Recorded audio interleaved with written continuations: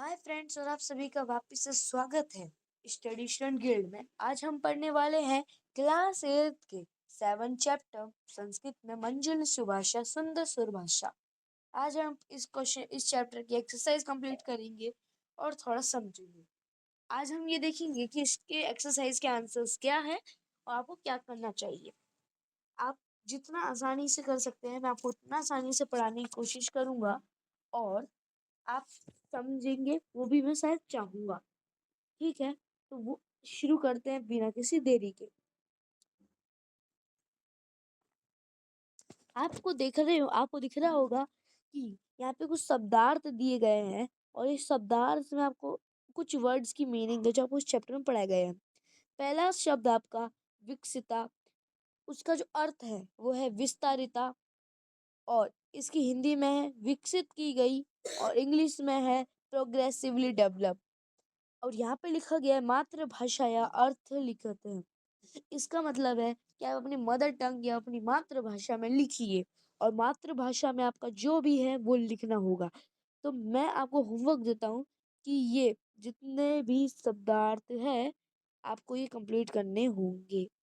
इधर तो है ही और एडिशन में आपको नीचे भी दिए गए हैं जो थोड़े मुश्किल वर्ड्स है, बट आप कर सकते हैं क्योंकि आप बहुत समझदार हैं। अपना जो अभ्यास जाते संधि है उसके अंदर अपन को कुछ क्वेश्चंस दिए गए हैं। क्वेश्चन पढ़ते हैं। अध अध प्रतता प्रश्नाम एक पद ने उत्तर लिखते।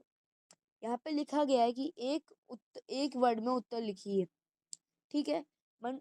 तो पहला क्वेश्चन है सुंदर सुर भाषा कस्य वचनातीता। सुंदर सुर भाषा कस्य वचनीतता। तो इसका जो आंसर है वो होगा दोस्तों मम। इसका जो आंसर है वो मम होएगा। रुको एक मिनट।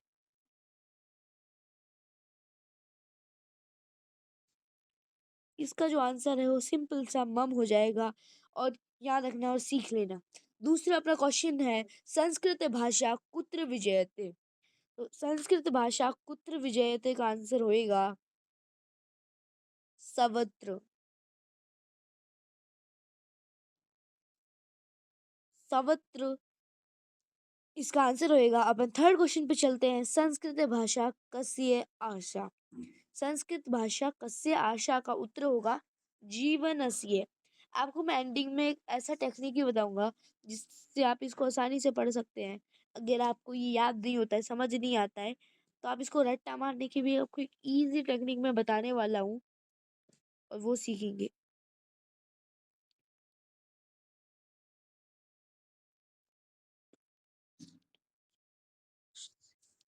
इसका जो आंसर है वो जीवनस्य है।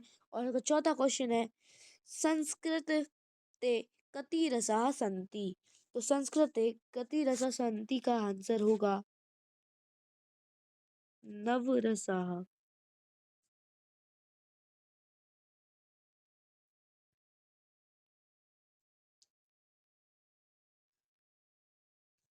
ओके। और आपका आखिरी क्वेश्चन है कस्य ध्वनि श्रेणी शुक्तवते। और इसका आंसर होगा संस्कृत भाषाया।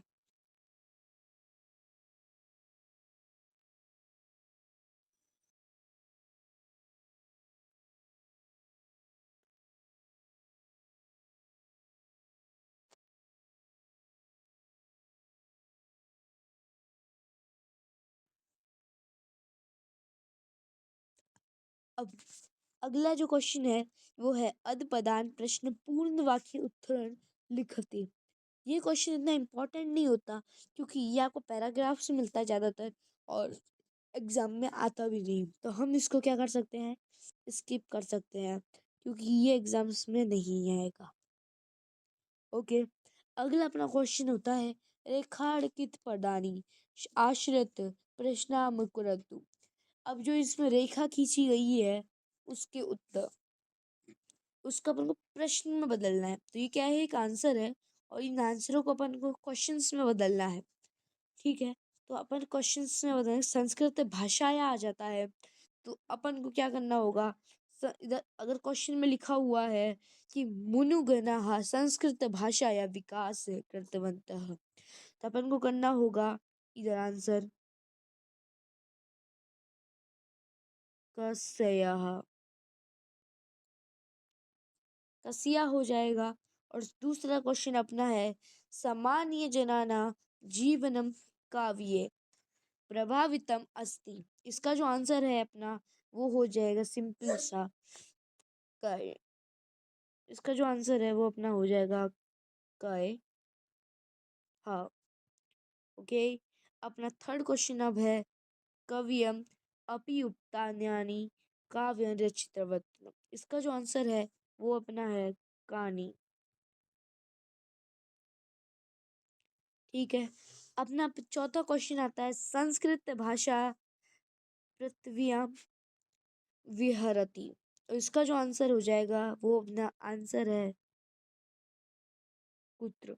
पहली बात अपन आंसर्स नहीं लिख रहे हैं, क्वेश्चंस लिख रहे हैं, फिर भी आंसर बोलना पड़ रहा है क्योंकि आंसर ही लिख रहे हैं अपन ना। तो अगला अपना क्वेश्चन है संस्कृत भाषा विविध भाषा परिपोष्यति, और इसका जो आंसर है वो है अपना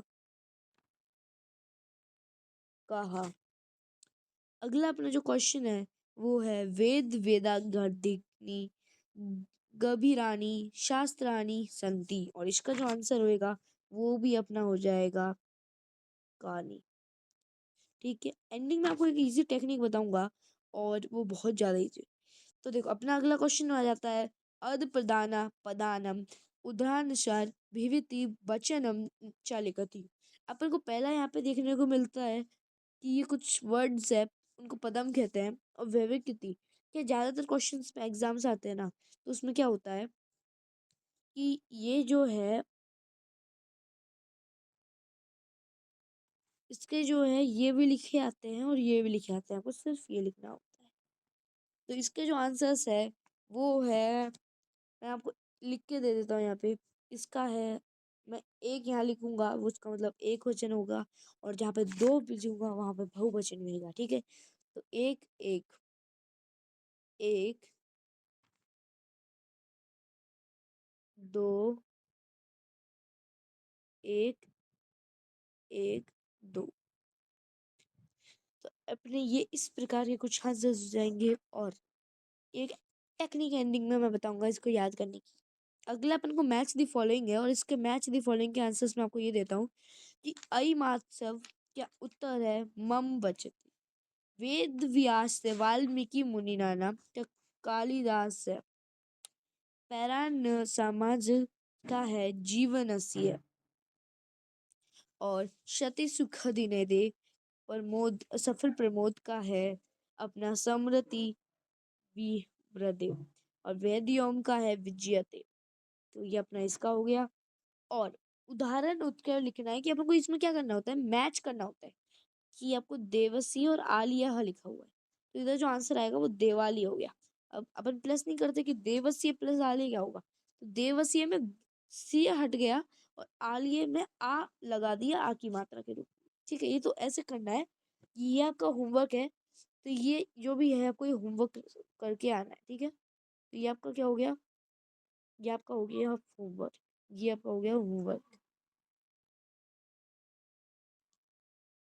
ये आपका हो गया होमवर्क।